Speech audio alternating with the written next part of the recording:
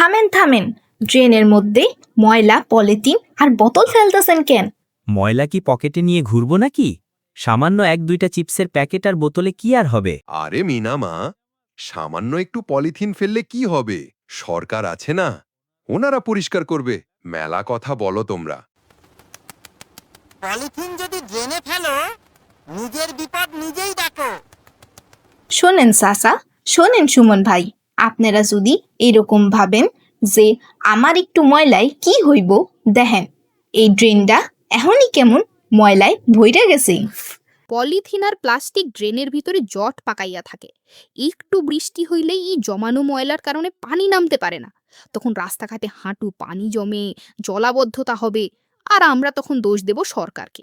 আমরা সবাই চাই আমাগো দেশটা বিদেশের মতো ঝকঝকে থাকুক, কিন্তু আমরাই আবার যেখানে সেখানে ময়লা ফেলি।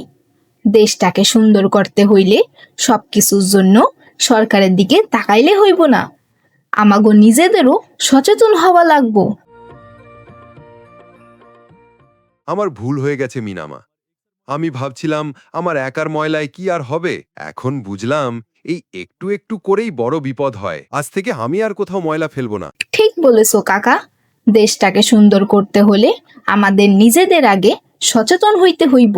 সব কিছুর জন্য সরকারের দিকে তাকায়া না থাইকা আমরা যদি নিজেদের ময়লা নির্দিষ্ট জায়গায় ফেলি, তবেই আমাদের শহর ঝকঝকে থাকবো।